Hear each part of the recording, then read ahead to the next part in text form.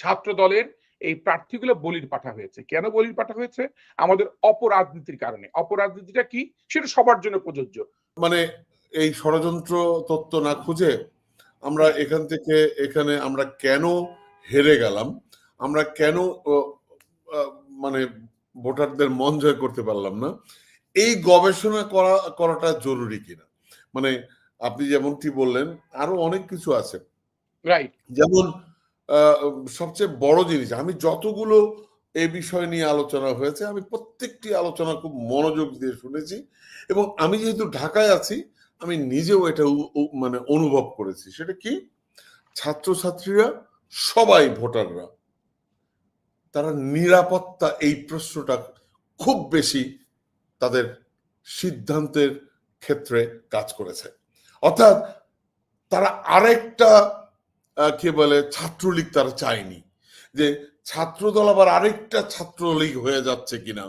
সেক্ষেত্রে ভোটাররা তাদের নিরাপত্তার বিষয়টাকে খুব বেশি প্রাধান্য দেওয়ার কারণেই আজকে এই মানে ভোটের ফল এরকম হয়েছে। এটাই বাস্তবতা এবং এটাই সত্য কথা। এখন প্রশ্ন হচ্ছে, এই এর পাশাপাশি আরো অনেক কিছু কম্পোনেন্ট থাকতে পারে, এটা বের করাটাই আমি মনে করি বুদ্ধিমত্তার কাজ। ওই দোষারোপের রাজনীতি থেকে বেরোতে হবে আমাদের। কি মনে করেন? আপনি যথার্থ বলেছেন যে আসলে ভয় এবং শঙ্কা মানুষের মধ্যে সবচেয়ে বেশি মানুষকে প্রভাবিত করে। যে কোনো ভয়, আপনি হয়তো আমরা বলতে পারি যে ছাত্র শিবির তারা ওদেরকে ঠান্ডা পানি খাইয়েছে, গরম পানি দিয়েছে, তারপরে পানির মেশিন লাগিয়েছে।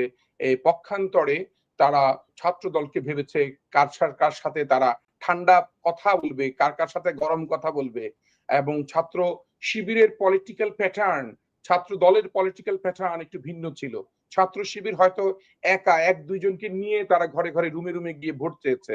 হয়তো ছাত্র দল পক্ষান্তরে তার সাথে বিশাল বাহিনী ১০০-১৫০ লোক, যেটা একটা ভোটার খুব ভয় পেয়েছে যেই দৃশ্যপটটা ছাত্রলীগ করতো। Right, right. মানে এটা তো একটা স্টুডেন্ট, এটা ছাত্রদল ছাত্রলীগ মানে পলিটিক্যাল কালচার হয়ে দাঁড়িয়েছে। ওইটা তাদের দোষ না। কেন দোষ না? আমরা যারা অভিভাবক, যারা রাজনীতি করে, তারা পলিটিক্যাল প্যাটার্নটা তাদেরকে শেখায় নাই যে কোন ধরনের তোমার বডি ল্যাঙ্গুয়েজ থাকবে, তুমি কি ধরনের কথা বললে একটা মানুষ তোমাকে ভয় পাবে না, বা তোমার কথার মধ্যেই দেখবেন এই টিটু ভাই এটা কিন্তু করে দিবেন কালকের মধ্যে। আমি যখন এই কথাটি বলবো আপনি কিন্তু সহজেই বুঝবেন আমি কিন্তু আপনাকে একটা থ্রেট দিচ্ছি, কিন্তু এত সাদাভাবে কালকের মধ্যে করে দিবেন। মানে এই অনেক কথা তো এখন মানুষ বুঝতে পারে। এখন শুধু আর্টিফিশিয়াল ইন্টেলিজেন্স দিয়ে যে মানুষকে মানে বোঝার জায়গা না, মানুষের অভিজ্ঞতা এআই থেকে অনেক বেশি মাত্রায় এখন মানে প্রগতিশীল। অতএব এই প্রগতির পথে থেকে আপনাকে হ্যান্ডেল করতে হবে প্রতিটা মুহূর্ত আপনার মানুষের মনোজাগতিক জায়গাটাকে রিড করতে হবে। যদি সে রিড করতে না পারেন তাহলে আপনি এই জায়গা থেকে ছিটকে পড়ে যাবেন।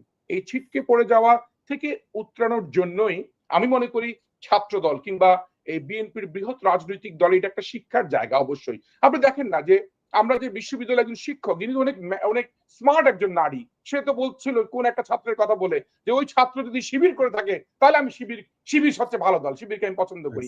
এই জানি ওই কথাটা শুনলাম আমি। মানে এটাকে এভাবে বলতে পারে, আপনি একজন গবেষক মানুষ, এটাকে এভাবে বলতে পারেন কিনা?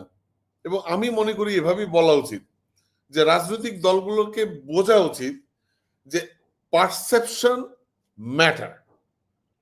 রাজনীতিতে সবচেয়ে গুরুত্বপূর্ণ হচ্ছে পারসেপশন। সো এই মানে ছাত্র শিবিরের কর্মীরা, নেতারা এই পারসেপশন তৈরি করতে পেরেছে এবং এটা বিশ্বাস করাতে পেরেছে। এখানেই হচ্ছে ছাত্র দলের পরাজয়। এবং ওই যে ছাত্রলীগ ভোট দিছে এটা ওটা এগুলো সব বকওয়াজ। ছাত্রলীগের ভোটের ব্যাপারে যদি বলেও থাকে, দেখেন আপনি এই জগন্নাথে তো 10টা ভোট পেল, তা তো অনেক ভোট বেশি পেতে পারতো যদি ছাত্রলীগ। এবং ছাত্রলীগের কিন্তু আরেকটা ইনফরমেশনও আছে যে ছাত্রলীগ তারা 2 জন স্বতন্ত্র প্রার্থীকে তারা ভোট দেওয়ার জন্য বলেছে, তাদের ডিরেকশন ছিল, এবং ওই 2 স্বতন্ত্র প্রার্থী অনেক বেশি ভোট পেয়েছে। এবং এটাও মনে রাখতে হবে যে একটা অ্যালায়েন্স তৈরি করতে পেরেছে ছাত্র শিবির। মানে ছাত্র দল যেমন এককভাবে নির্বাচন করেছে, ছাত্র শিবির কিন্তু এককভাবে করে নাই। তারা একটা জোট তৈরি করার চেষ্টা করেছে, জোটের একটা ফ্লেভার নিয়ে আসছে এবং সবাইকে মিলে। এমনও হয়েছে যে এটা হয় নির্বাচনের খেলা, যদি আমি নিজেও নির্বাচন করেছি, আমি জানি যে অনেক প্রার্থী নিজেই তার কয়েকটা দামি প্রার্থী দাঁড়া করায়, যেটা আওয়ামী লীগের সময় তারা আওয়ামী লীগ আমি এবং দামি নির্বাচনের যে থিওরি। কিন্তু নয়ন ভাই আমার কাছে আমি খুব হতাশ হয়েছি, বিএনপির অনেক নীতি নির্ধারণী নেতা, আমি নাম বলছি না, তারা পর্যন্ত বলছে কোথায় ছাত্র শিবির জয়লাভ করেছে ঢাকা বিশ্ববিদ্যালয়ে, না না না না, এটা তো হচ্ছে ছাত্র কি বলে সমন্বয় পরিষদ। মানে আমরা কতটা মানে মানে কতটা নির্বুদ্ধি আমরা। আচ্ছা, ওইটাই তো নির্বাচনের কৌশল। তো আপনি যখন নির্বাচন করবেন কৌশল ভঙ্গ করবেন না, তো ঠিক আছে, ওইটাই তো ওদের কৌশল। তো এখানে উনি অস্বীকার করছেন না ছাত্র শিবির তো কেউ যে অংশগ্রহণ করেনি, করেছে ও। মানে এখান থেকে আমরা কবে বেরোবো নয়ন ভাই? এখান এটা থেকে একটা বেরোবো পলিটিক্যাল কালচার টুটু ভাই, পলিটিক্যাল কালচারটা হয়ে গেছে কি, পলিটিশিয়ানরা মানে যারা একটু মানে সনাতনী রাজনীতি করতে করতে অভ্যস্ত হয়ে গেছে, তারা দুটি জিনিস মাথায় রাখে। একটি হচ্ছে মানে ক্ষমতায় যাওয়ার জন্য রাজনীতিটা করে, এবং ক্ষমতায় যাওয়ার জন্য, এবং ক্ষমতাটাই হচ্ছে মেইন, এবং হেরে যাওয়াটা মেনে নেয় না, এবং পাশাপাশি ক্ষমতা চিরস্থায়ী করতে চায়। মানে ধরেন আমাকে আপনি একটা চেয়ার দিলেন বা একটা জায়গায় বসতে দিলেন, আমার মধ্যে ধারণাই হয়ে যায় যে আমি মৃত্যুর আগ পর্যন্ত আমি এই চেয়ারটাতেই বসবো, বা আমি এটাই দায়িত্বটা আমার পেতেই হবে কারণ আমি একমাত্র যোগ্য।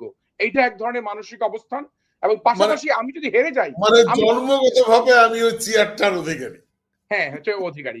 আপনি দেখেন শুনেন, শুধু ডাকসু কেন, আপনি জাকসুর দিকেও তাকান, আপনি অন্যান্য সব নির্বাচনের দিকেই যদি তাকান, জাকসু নিয়ে তো আমি আরো বেশি হতাশ হয়ে গেলাম। জাকসুতে যেখানে এই 48 ঘন্টা লেগেই গেল জাকসুতে সম্পূর্ণ, তারা মেশিন ব্যবহার করবে, পরে বলল করবে না, এমনকি শিক্ষক মারা গেল ভয়ে, নার্ভাস ব্রেকডাউন হয়ে গেছে তাদের।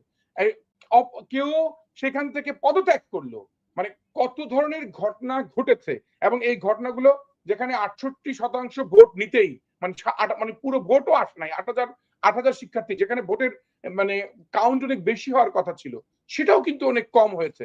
পক্ষান্তরে আমরা যেটা ভাবছি যে আমরা তো ছাত্র দল, ছাত্র শিবিরকে মুখোমুখি রেখে অ্যানালাইসিস করছি, এবং অনেক সময় ছাত্র দলকে আমরা আন্ডারমাইন করার চেষ্টা করছি, কিন্তু তা না।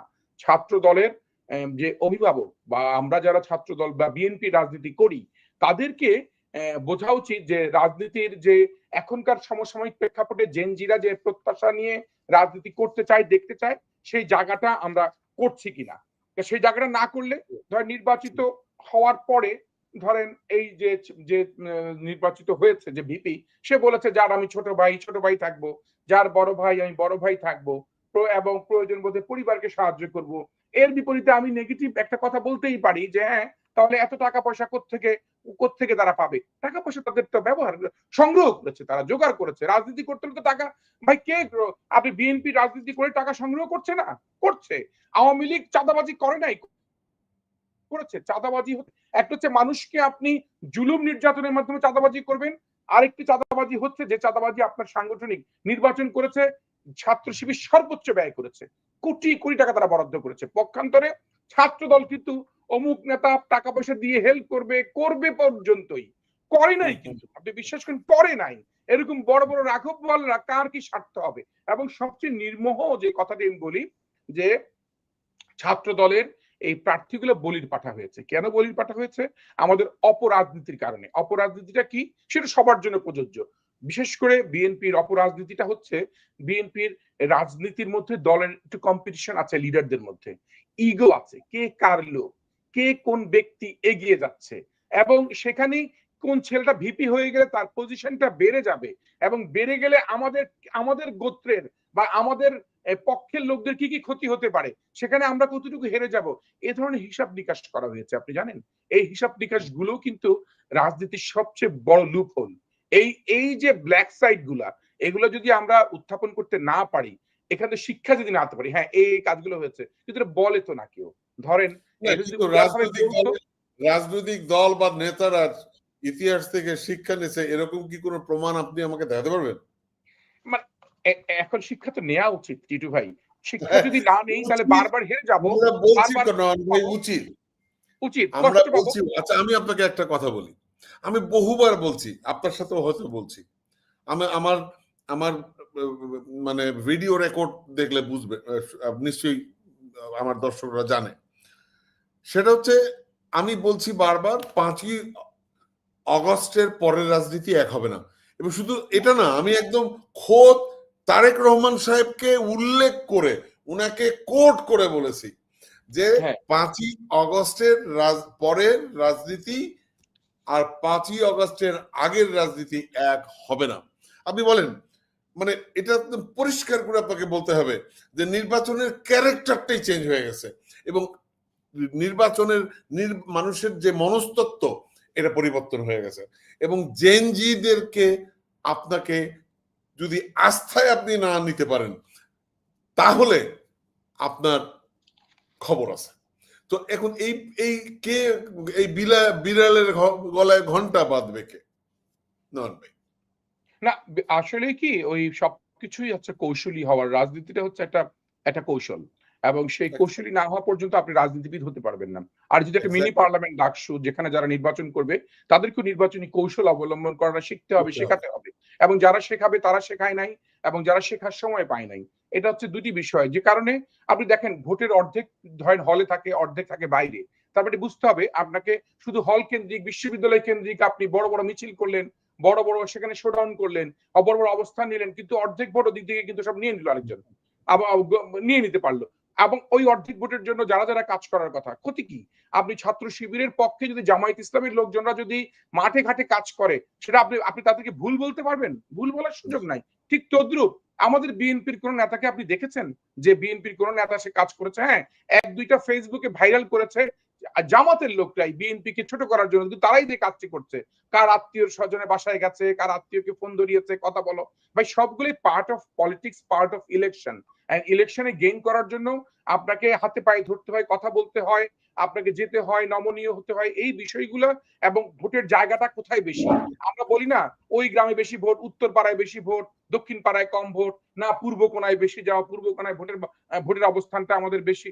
এগুলো তো সবসময় এই হিসেব নিকেশ গুলো করতেই হবে। এই হিসেব নিকেশ গুলো আমি মনে করি এই হিসেব নিকেশ গুলা আমাদের বিএনপির রাজনীতির অভিভাবকদের ভুল। অভিভাবকদের ভুলের কারণেই এই ছাত্র সমাজের ছেলেপেলেগুলা তারা এই এই এই নির্লজ্জ ভাবে হেরেছে এবং 3 গুণ কম ভোট পেয়েছে। এটি হচ্ছে প্রশিক্ষণের জায়গা মনে করেন। এই প্রশিক্ষণটা আমরা নিতে পারি। তবে এটা সত্য যে এই নির্বাচন জাতীয় নির্বাচনের সাথে কোনোভাবেই সামঞ্জস্যপূর্ণ না। জাতীয় নির্বাচন সম্পূর্ণ ভিন্ন আঙ্গিকে গাড়া। সেখানকার নেতৃত্ব ভিন্ন, সেখানকার নেতা হবে যে, সেখানে যে এমপি হবে, ইলেকশন করবে, তাদের প্যাটার্ন ভিন্ন, তাদের দীর্ঘদিন অভিজ্ঞতা, তাদের মাঠে যোগাযোগ। সেখানে আপনি হঠাৎ করে এই ফর্মুলা কিংবা এই বিজয়টাকে আপনি সেখানে প্রেজেন্ট করার সুযোগ নাই।